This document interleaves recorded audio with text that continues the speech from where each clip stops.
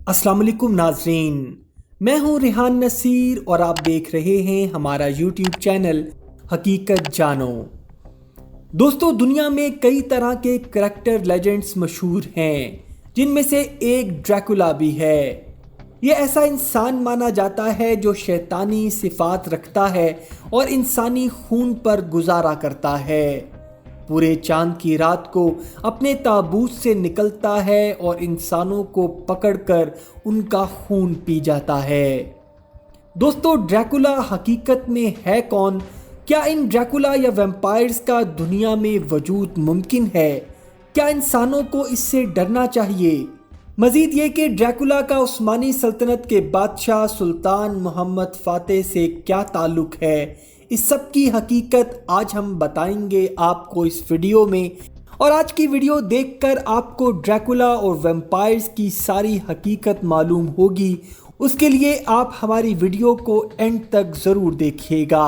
اور اگر آپ نے ہمارے چینل حقیقت جانو کو سبسکرائب نہیں کیا تو براہ کرم سبسکرائب ضرور کر لیجئے گا اور ساتھ ہی ساتھ بیل کے نشان کو بھی دبا دیجئے تاکہ ایسی ہی حقیقت سے بھری ویڈیوز کا نوٹیفیکیشن آپ کو ملتا رہے۔ دوستو، آپ نے یورپی قصے کہانیوں اور ہالی ووڈ موویز میں ڈریکولا یا ویمپائرز کا کردار تو ضرور پڑھا اور دیکھا ہوگا کہ جو ایسا شخص ہوتا ہے کہ جو مرنے سے پہلے اپنی روح شیطان کو سونپ دیتا ہے، اور جب وہ شخص مر جاتا ہے تو شیطان اس کو دوبارہ زندہ کرتا ہے اور ڈریکولا کی شکل دے دیتا ہے، جو ہر پورے چاند کی رات کو اپنی قبر سے باہر نکل آتا ہے اور معصوم انسانوں کا خون پیتا ہے جو اس کی واحد خوراک ہے۔ دوستو، پہلے ہم یہ جاننے کی کوشش کریں گے کہ ڈریکولا کے لفظ نے کہاں سے وجود پکڑا۔ تو اس کے جواب کے لیے ہمیں یورپی ملک رومانیہ کی تاریخ کو ٹٹولنا ہوگا،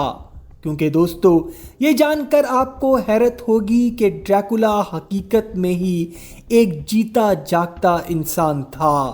جو ایک یورپی ریاست ویلیسیا کا رہنے والا تھا جو اب رومانیہ کا حصہ ہے،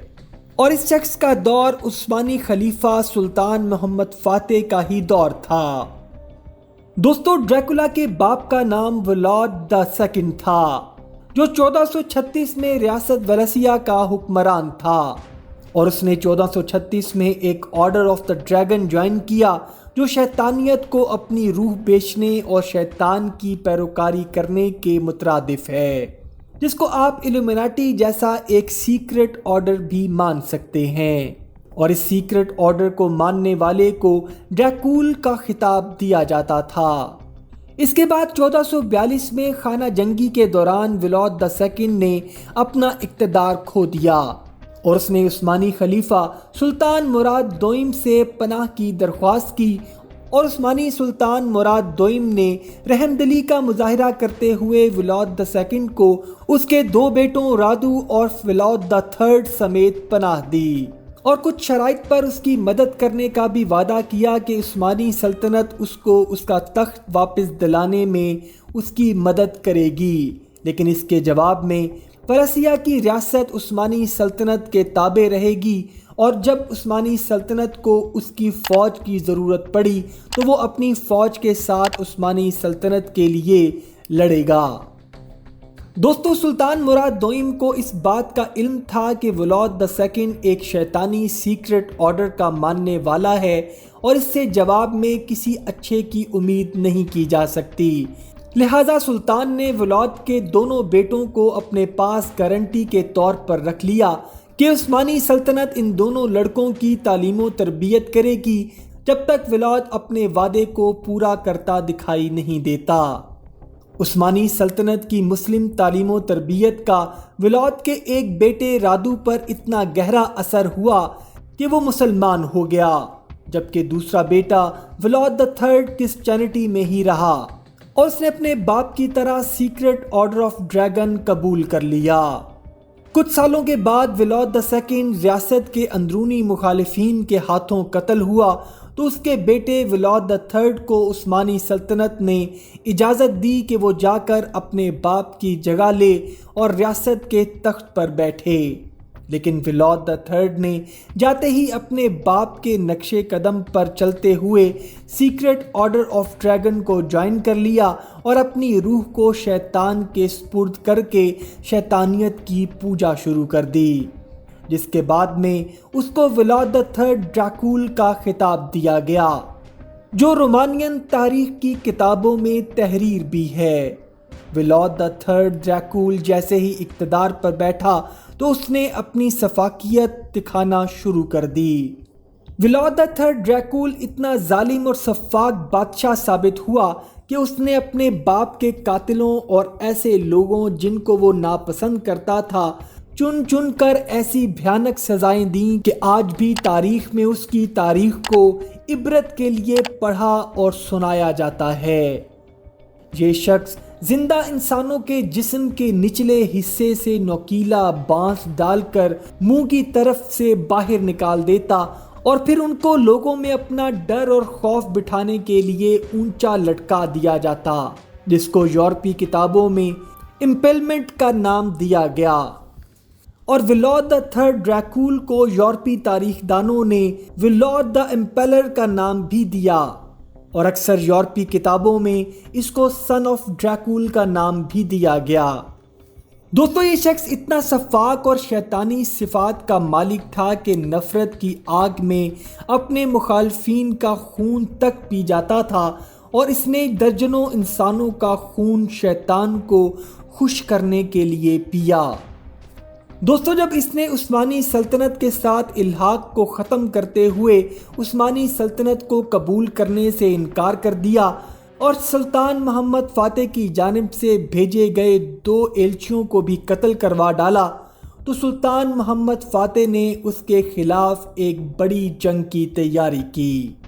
سلطان محمد فاتح نے ویلاد III کے مسلمان بھائی رادو کو حکم دیا کہ وہ اپنی ریاست میں جائے اور اپنی ریاست کے لوگوں کو اپنے ساتھ کرے، اور عثمانی سلطنت اس کا بھرپور ساتھ دے گی۔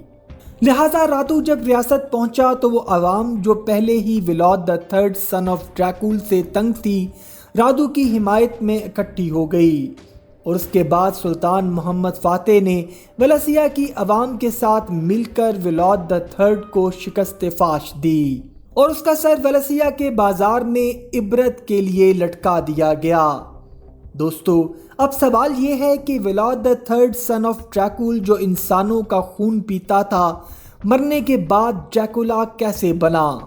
تو دوستو، اس کے پیچھے حقیقت یہ ہے کہ ایک Irish novel writer Abraham Bram Stoker نے 1906 کے اندر ویلاد II سن آف ڈریکول جو حقیقت میں انسانی خون پیتا تھا سے انسپائر ہو کر اپنی کہانی کے لیے ایک کردار تخلیق کیا، جس کو اس نے ڈریکولا کا نام دیا۔ اپنی کہانی میں اس نے ڈریکولا کو شیطانیت سے جوڑ کر شیطانی زندگی عطا کرنے اور پورے چاند کی رات کو انسان کا خون پینے کے لیے اپنی قبر سے نکالنے کا ایک فرضی لیجنڈ بنا ڈالا، اور پھر اس کے ناول پر ابھی تک ہالی ووڈ نے سینکڑوں موویز بنا رکھی ہیں، جس میں ڈریکولا کو ایک کریکٹر لیجنڈ بنا کر پیش کیا جاتا ہے۔ دوستو، موویز کے اندر ایک خاص قسم کا کیسل دکھایا جاتا ہے جس کو دنیا میں ڈریکولا کا گھر مانا جاتا ہے۔ دوستو، یہ کیسل بھی رومانیا میں حقیقت میں موجود ہے، اور اس کو دا کیسل آف ٹرانسلوینیا کہا جاتا ہے۔